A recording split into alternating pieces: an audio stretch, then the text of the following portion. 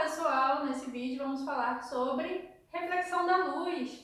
Vamos ver, então, como vai funcionar a propagação da luz e como ela vai refletir, né? Como ela, ao encontrar um obstáculo, ela vai bater e voltar. E isso também vai explicar como que se formam imagens em espelhos. E a gente vai começar vendo o caso do espelho plano nesse vídeo. E ao longo dos outros vídeos a gente vai ver situações onde o espelho faz uma curva, que a gente chama de espelho esférico. Então, o que é a reflexão da luz? A reflexão da luz é a capacidade de uma onda. Lembrem que a luz ela é uma onda, e uma onda, quando ela se propaga, ao encontrar um obstáculo, ela consegue desviar e continuar se propagando, carregando sua informação no sentido contrário. Então, nesse caso, quando a gente pensa, por exemplo, em uma superfície muito polida, bem lisinha, né, o que vai acontecer? Esse raio de luz, ele vai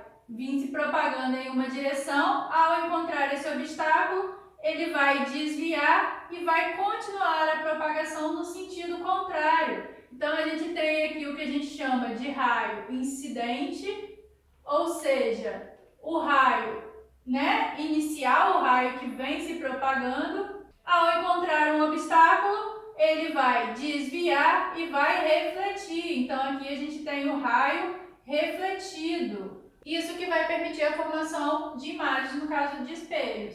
Como vai funcionar, então, essa reflexão da luz? Vamos ter duas leis que vão nos ajudar a entender essa reflexão. A gente sempre vai conseguir determinar uma reta normal a essa superfície, ou seja, uma reta que forma um ângulo de 90 graus com a superfície. E olhando para essa reta normal, o que vai acontecer com esses raios incidente e refletido? O raio incidente ele vai formar um ângulo com essa reta normal, que a gente vai chamar de ângulo I, ângulo incidente. E o raio refletido também vai formar um ângulo com essa reta normal, que a gente vai chamar de raio R, raio refletido. Então aqui temos o ângulo refletido e desse lado, ângulo incidente. Primeira coisa, primeira lei da reflexão, tanto o raio incidente, o raio refletido, como a reta normal, vão pertencer ao mesmo plano, tá? Então, essas três retas aqui estão no mesmo plano. Segunda coisa, que o ângulo refletido vai ser igual ao ângulo incidente. Então, esses ângulos R e I aqui, ângulo refletido e ângulo incidente, são iguais. Isso aqui vai ajudar a gente mais à frente. Então, é importante saber isso. E a gente pode ter dois tipos de reflexão. A gente pode ter uma reflexão regular ou uma reflexão difusa.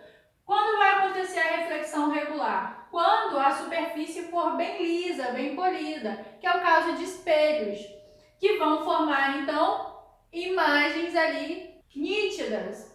E no caso da reflexão difusa, a superfície ela vai ser irregular, então quando a gente não tem uma superfície muito lisinha, tem várias irregularidades, esses raios de luz, ao encontrarem um obstáculo e voltarem, como a gente tem ali várias irregularidades, elas vão refletir seguindo essa ideia de que o ângulo de reflexão é igual ao de incidência, mas esses raios eles não vão estar bonitinhos aqui assim, regulares. Eles vão estar bem irregulares, bem difusos, então vão formar imagens que não são nítidas, tá? Então a gente tem dois tipos de reflexão, uma regular, né, superfícies polidas, e a difusa, superfícies irregulares que vai formar uma imagem que não é tão nítida. Vamos ver então como isso vai funcionar no caso de formação de imagens em espelhos. Então a gente vai falar do caso de reflexão regular. Então agora vamos ver como vai funcionar a formação de imagens em um espelho plano. Como eu falei, o espelho plano ele é uma superfície muito lisinha, muito polida. Geralmente ele é feito com uma camada de prata, que bem polido ele vai refletir os raios de maneira regular, então ele vai formar uma imagem nítida.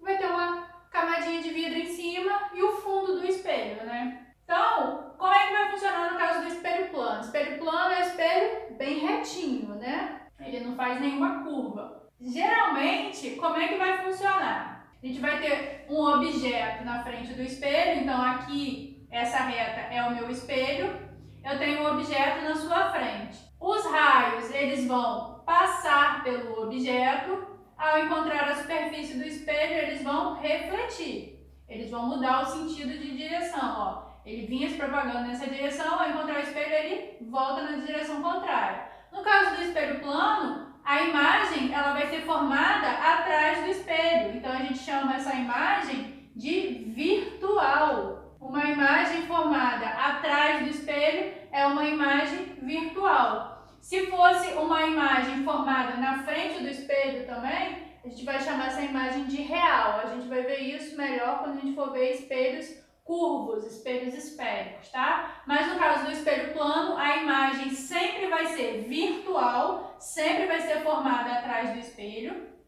porque ela está sendo formada pelos prolongamentos, olha, eu estou prolongando esses raios refletidos. Então, ela está se formando atrás do espelho, imagem virtual. Ela vai ter o mesmo tamanho do objeto, então, ó, nesse caso, esse é meu objeto, essa é a imagem do objeto formada atrás do espelho, imagem virtual, de mesmo tamanho, direita, porque ó, ela está de cabeça para cima, né? Ela não está invertida de cabeça para baixo, então ela vai ser direita. E a principal característica do espelho plano, ela vai ser revertida. O que quer dizer isso? Quando a gente se olha no espelho plano, geralmente é o espelho que tem no banheiro das casas aqui no Brasil, né? Um espelho retinho, um espelho plano. A imagem formada ali, ela está revertida, ou seja, a direita está trocada com a esquerda. Então, a gente vai sempre ver imagens revertidas em espelhos planos. A distância entre o objeto e o espelho e a distância entre a imagem formada e o espelho sempre vão ser iguais no caso do espelho plano. Então, isso aqui vai funcionar para qualquer espelho plano, tá? Imagem sempre direita, de mesmo tamanho do objeto, virtual, ou seja, formada atrás do espelho, revertida, trocando direita com esquerda. Isso no caso da formação de imagens. Agora, e quando esse espelho ele se movimentar? O que vai acontecer com a formação de imagem? Como é que essa imagem vai se formar? Sempre que o espelho ele se movimentar, a velocidade da imagem ela vai ser 2 vezes a velocidade do espelho, 2 vezes com que a velocidade do espelho se movimenta. Porque, ó, vamos olhar para esse desenho. Se a gente tem aqui um espelho, né, um objeto e uma imagem formada, vamos dizer que a distância aqui, ó, é de 1 unidade entre o objeto e o espelho e a imagem. Se esse espelho ele se desloca, né, se ele começa a se movimentar com uma velocidade, a gente vai perceber que a formação de imagem vai acontecer 2 vezes a distância em que o espelho está. Então, ó, tá vendo? Que a distância dobrou 2 unidades, ó. A velocidade da imagem formada em um espelho que se movimenta vai ser 2 vezes a velocidade do espelho. E se o espelho rotacionar? A rotação do espelho plano vai seguir a mesma ideia. Então, vamos imaginar que essa reta horizontal é um espelho. Se a gente rotaciona esse espelho aqui, ó, se eu pego esse espelho e giro ele no ângulo alfa, a imagem formada, ó, isso aqui são os raios incidente e refletido. O raio refletido, após ele girar, ele vai, ó, se deslocar por ângulo 2 alfa. Então, ó, 2 vezes aquele ângulo de rotação do espelho. Então, no caso da rotação do espelho plano, o ângulo da imagem formada vai ser 2 vezes o ângulo de rotação do espelho. Para encerrar o vídeo, vamos ver como a gente vai determinar o campo visual de um espelho.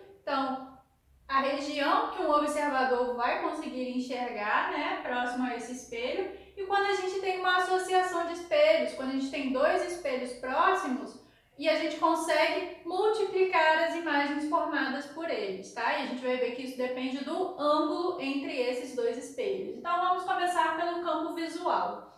O campo visual, então, vai determinar a região visível para um observador, para quem olha para o espelho. Então, nesse caso, uma pessoa nessa posição aqui, por exemplo, aqui a gente tem o olho de um observador. um olho super bem desenhado. Esse observador, né, ele está de frente para esse espelho, então vamos imaginar que essa reta azul é o meu espelho. Então, como que a gente determina esse campo visual? A gente traça uma reta do ponto em que o observador está até um ponto equidistante, então um ponto à mesma distância do espelho. Então, essa distância do observador ao espelho é D, essa distância do espelho até o ponto que a gente vai marcar também é D. E traça duas retas que sejam tangentes ao espelho, que sejam tangentes, ó, que passem pelas bordas do espelho.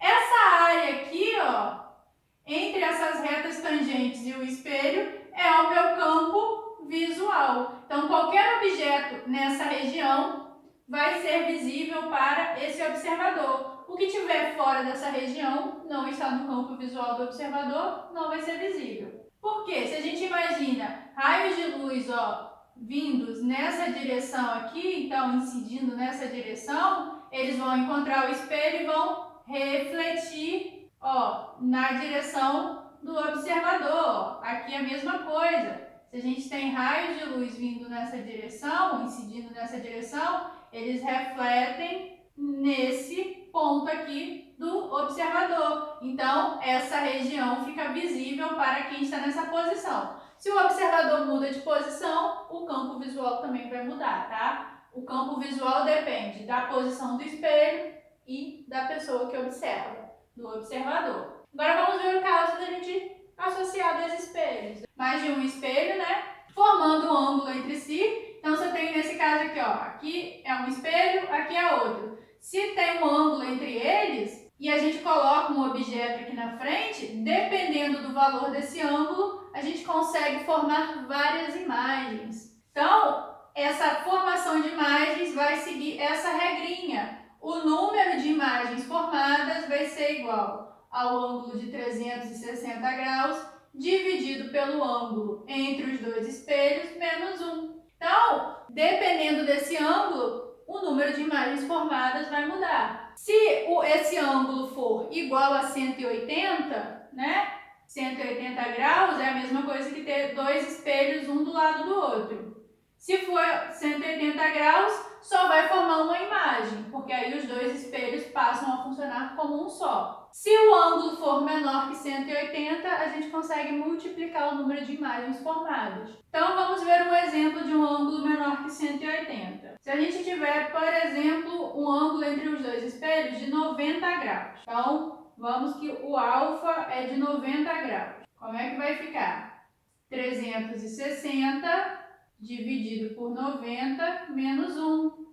Então, esse n vai ficar, ó, 360 dividido por 90 é 4. Menos 1 vai dar 3. Então, dois espelhos, ó, formando um ângulo de 90 graus entre eles, eles vão formar, nesse caso aqui, 3 imagens. Então, eu vou ter uma imagem aqui, uma imagem aqui, outra aqui, mais um objeto aqui, né? Então, eu vou ter 4 objetos. O objeto original e as 3 imagens formadas pela associação dos dois espelhos formando um ângulo de 90 graus. Se a gente tiver um ângulo zero, então se a gente tiver, ó, dois espelhos, um de frente para o outro, então o ângulo agora é zero.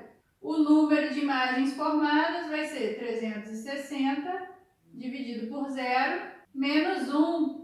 O número dividido por zero a gente não pode, né? Então, o número de imagens formadas aqui vai ser infinito. Então, se a gente coloca dois espelhos planos, um de frente para o outro, formando um ângulo igual a zero, né, entre eles, a gente tem uma associação ali que a gente consegue multiplicar essa imagem até o infinito. Isso é bem legal de se observar, tá?